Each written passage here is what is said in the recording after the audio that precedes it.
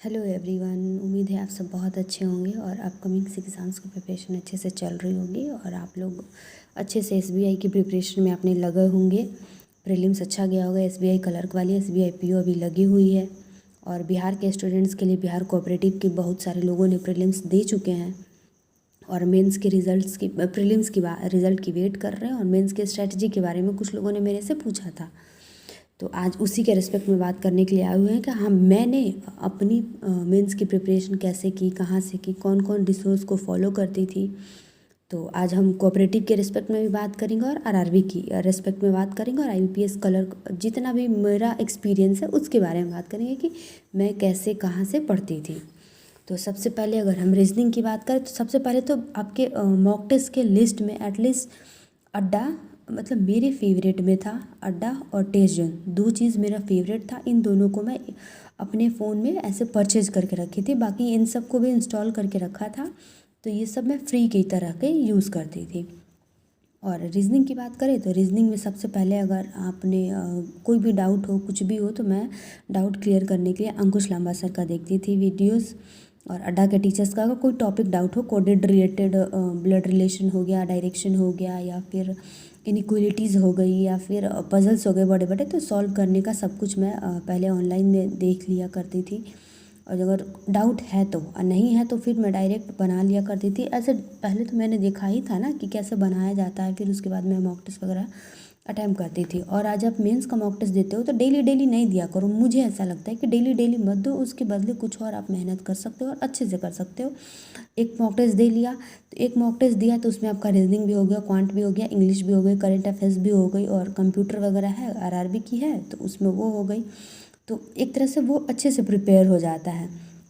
तो मत दो, अल्टरनेट पे दो, ताकि अच्छे से आप एनालाइज भी कर सको कि मैंने जो कल बनाया था उसमें क्या गलती था, या फिर मैं अभी बना के उसको चेक करो कि फिर मैंने क्या छोड़ा, क्या बनाना मतलब मेरे से नहीं बना, कितना टाइम लगा दिया मैंने, ऐसा क्या था जो मैं उस टाइम नहीं सोच पाया, ये सारी चीज़ें। इसलिए मुझे ऐसा लगता है कि मेंस की प्रिपरेशन में ना मेंस का मॉक टेस्ट ना अल्टरनेट पे देना चाहिए, डेली बेसिस नहीं हो पाता है। उसके अलावा हाँ, जैसे आपने एक मॉक टेस्ट फुल लेंथ दे लिया, उसके अलावा फिर आप अड्डा का क्विज़ दे लो। तो मैं अड्डा का क्विज़ दे लेती थी, फिर उसके बाद मैं सेक्शनल भी दे लेती थी। सेक्शनल देना मेरे लिए ज़रूरी, मैंने मस्ट बना के रखा था कि एनी हाउ मेरे को सेक्शनल अटैम्प्ट करना ही करना है, ताकि मेरे को ये टाइम लिमिट का पता चलता था कि मैं इतने से इतने टाइम लिमिट के बीच में इतने सारे क्वेश्चन कर पा रही, कौन सा पजल मेरे से उस टाइम में बन रहा है, कौन सा पजल उस टाइम के पीरियड के दौरान नहीं बन रहा है। तो ये सारी चीज़ें टाइम लिमिट के लिए मैंने सेक्शनल को रखा हुआ था कि सेक्शनल तो मेरे को एनी हाउ डेली अटैम्प्ट करना ही करना है। एक सेक्शनल या दो सेक्शनल मैं अपने टाइम के अकॉर्डिंग दे लिया करती थी। क्वांट में भी सेम वही चीज़ें करती थी मैं, कि क्वांट में मैंने 3 सर को रखा हुआ था। कैरियर डिफाइनर आशीष अरोरा, हमारे जो जैसे सबके फेवरेट होते हैं बैंकिंग में, और हर्षल अग्रवाल सर, जिनका लर्निंग कैप्सूल के नाम से चैनल है। तो ये तीनों सर के, मैं किसी को प्रमोट नहीं कर रही हूँ, मैं बस अपनी प्रिपरेशन बता रही हूँ कि मैंने इन तीनों की क्लासेस में देख लिया करती थी। जब भी मुझे कहीं पे भी कोई डाउट हो, या मेंस की क्लासेस को लेके है कि किस तरह का डीआई आजकल चल रहा है, कैसा पूछा जा रहा है, प्रीवियस ईयर क्या था, तो ये सारी चीज़ें मैं ये ऑनलाइन क्लासेस के लिए मैंने इन तीनों सर को फॉलो करती थी। बाकी वही सेक्शनल देना है, अपना क्विज़ देना है, और मॉक टेस्ट दे लिया एक, अगर फुल लेंथ दे लिया तो उसमें वो क्वांट तो कवर हो ही गया।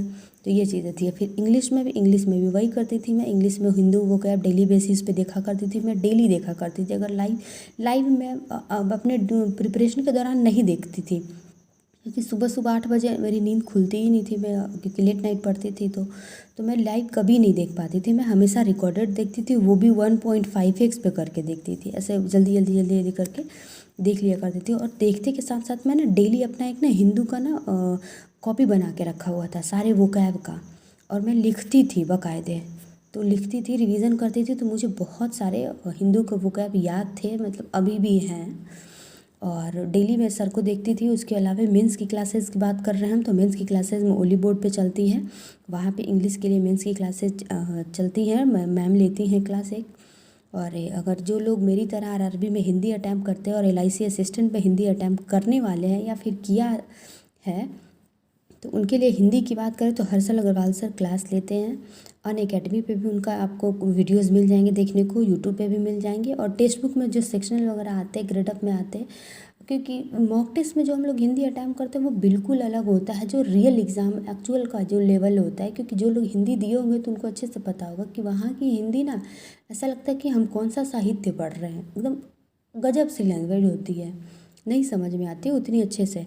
इसलिए अब मुझे ऐसा लगता है कि ये जो सर क्वेश्चन बनाते हैं ना, हर्षल सर एकदम बहुत अच्छा बनाते हैं। मुझे तो डे 1 जब मैं इनकी क्लास ऐसे रैंडमली देख रही थी तो उसी ये क्लास आया, मैं देखी तो मुझे लगा कि सही में यार ऐसा ही तो पूछता है वहाँ पे। तब से मैं इन्हीं को फॉलो करती हूँ। मैंने आरआरबी की प्रिपरेशन इन्हीं से की थी। और उसके अलावा अगर आगे की बात करें करंट अफेयर्स की, कि करंट अफेयर्स में हम सबके ऑल टाइम फेवरेट आशीष गौतम सर। यूट्यूब ओली बोर्ड में बात करें तो ओली बोर्ड में विष्णु सर पढ़ाते हैं, शीतल मैम पढ़ाती है, आदित्य सर पढ़ाते हैं। तो इन तीनों का भी मैं देखती हूँ, इन तीनों से मैं रिवीजन कर लेती हूँ।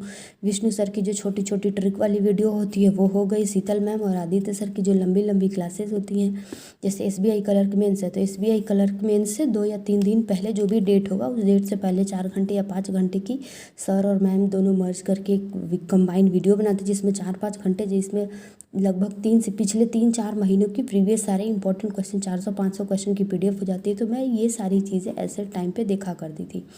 और स्टडी आईक्यू की गौरव सर की, वहाँ से भी वीडियो की रिवीजन हो जाती थी, मंथली वाली जो आती थी पार्ट 1 पार्ट 2 पार्ट 3 ऐसे करके, तो वहाँ से रिवीजन होती है। और ऑफलाइन पीडीएफ में जैसे कि आपने बोल्ड पढ़ लिया, हिंदी रिव्यू पढ़ लिया और ये सर की क्लासेस देख लिए, ये सब कुछ रिवीजन करने के लिए देख लिया, तो बहुत एनफ हो जाता है। बहुत ऐसा लगता है कि हाँ हमने प्रिपरेशन अच्छे से कर ली। और बैंकिंग अवेयरनेस की बात करें तो बैंकिंग अवेयरनेस के तौर पे मैंने ना अभिजीत मिश्रा सर का क्लास हमेशा से देखा हुआ है। मैंने बिल्कुल रेपो रेट क्या होता है ये सब कुछ मैंने ना इन सर की क्लासेस से देखा। इनकी बहुत सारी प्रीवियस वीडियोज़ हैं, उस टाइम अलग अलग चैनल पे था। तो अभिजीत मिश्रा के सर के नाम से ढूंढने पे सारी वीडियोज़ मिल जाएंगी। तो मैंने बैंकिंग अवेयरनेस यहाँ से पढ़ा हुआ है मैंने। और कंप्यूटर की बात करें तो कंप्यूटर में भी वही चीज़ है, अड्डा की प्लेलिस्ट बनी हुई है, तो अड्डा के चैनल पे जाके वहाँ से आप प्लेलिस्ट में से अड्डा की सारी वीडियोस देख सकते हैं। और ओरा एजुकेटर, ये भी मुझे लगभग 1-1.5 साल पहले पता चला, तो वहाँ से भी मैंने पढ़ना शुरू किया। सर का भी बहुत अच्छा क्वेश्चन बनाते हैं, बहुत अच्छा क्वेश्चन पढ़ाते हैं, जो बिल्कुल एग्ज़ाम लेवल के होते हैं और एग्ज़ाम में जैसे पूछे जाते हैं कि बिल्कुल एग्जैक्ट सेम लेवल बोल सकते हैं, सेम पैटर्न बोल सकते हैं। तो ये दोनों लोग एनफ है। वीडियोज़ आपने देख लिया कंप्यूटर की, तो वीडियोज़ देख लो, समझ लो, उसकी नोट्स बना लो कि हाँ अगर OSI मॉडल चल रहा है तो ये है, नेटवर्किंग चल रहा है तो ये है, ऐसे ऐसे बना लो, पढ़ लो। और पीडीएफ की बात करें तो पीडीएफ में ओली बोर्ड आप ले सकते हो या फिर अड्डा, गाइडली, ये तीनों में से कोई भी आप पीडीएफ के तौर पे यूज़ कर लो। अगर आप भी मेरी तरह फ्री मॉक टेस्ट देते होंगे तो सबसे पहले ना अपना एक स्टिक नोट खरीद लो। स्टिक नोट पे ना सबका ना लिख लो कि हाँ ये ग्रेडअप का है, ये टेक्स्ट बुक का, ये ऐसे ऐसे। और ग्रेडअप में ना हर मंथ में कम से कम मेरे को लगता है कि 10 बार तो फ्री मॉक टेस्ट आ ही जाता है, लाइव फ्री मॉक टेस्ट। तो ग्रेडअप के लिए आप सबका ना डेट नोट कर लिया करो कि आज 24 तारीख को है तो अगला 28 को होगा, फिर उसके बाद 2 को होगा, ऐसे ऐसे करके नोट कर लो। टेक्स्ट बुक पे भी हमेशा कुछ ना कुछ चलते रहता है, लाइव ग्रेडअप पे भी चलते रहता है, प्रैक्टिस मॉक में भी 1 या 2 मॉक टेस्ट ऐसे फ्री मिलता है। उसके अलावा गाइडली पे भी आता है, गाइडली पे भी बहुत सारी चीज़ें चलती रहती हैं, लाइव कुछ ना कुछ हमेशा आते रहता है, ओली बोर्ड पे भी चलते रहता है। तो यहाँ पे आप इन सारी चीज़ों से, आप फ्री की चीज़ों से लाइव टेस्ट दे सकते हो और अपने आप को एक्चुअल लेवल पे देख सकते हो कि मैंने इतने सारे कैंडिडेट के बीच में मैं कहाँ स्टैंड कर रहा हूँ, मेरा क्या रैंक है, मेरे से उस ड्यूरेशन में क्या बन रहा है। ग्रेडअप पे तो आप थोड़े टाइम के लिए फ्रीज भी कर सकते हो टाइम को, लेकिन गाइडली पे और टेक्स्ट बुक पे नहीं, ये पॉज नहीं होता है। आप उसको एक्चुअल दे सकते हो कि लाइव टेस्ट चल रहा है, चल रहा है, चल रहा है। आप 2 मिनट के लिए उठोगे तो वो आप ही का टाइम वेस्ट होगा। तो ये सारी चीज़ें थी मेरे प्रिपरेशन की सारी रिसोर्सेज तो बहुत सारी है, लेकिन मैंने अपनी रिसोर्सेज को इतना में ही रखा हुआ था और कंटिन्यूसली रिपीट कर करके मैं इन्हीं सारी चीज़ों को पढ़ते रही, देखते रही। तो मेरा प्रिपरेशन ऐसे ही रहा है। आप लोग भी SBI के लिए जा रहे हैं, SBI कलर की मेंस के लिए जा रहे हैं, ऑल द बेस्ट। आप लोग अच्छे से पढ़ाई कीजिए और रिसोर्सेज बहुत हैं आपके आसपास, कोई भी डाउट हो आप, बहुत सारी चीज़ें अवेलेबल हैं जिनको आप यूज़ करके बहुत अच्छे से प्रिपरेशन को बूस्ट कर सकते हैं आप। तो मेरा प्रिपरेशन का यही था और यही से ही मैंने दिया है। SBI क्लर्क तो मैं दे नहीं पाई कि छुट्टी का कुछ इशू चल रहा था। SBI PO मैंने फील नहीं किया है, आप लोग किए हैं, उसके लिए ऑल द बेस्ट। और बस ऐसे ही अच्छे से पढ़ाई करते रहिए। Thank you.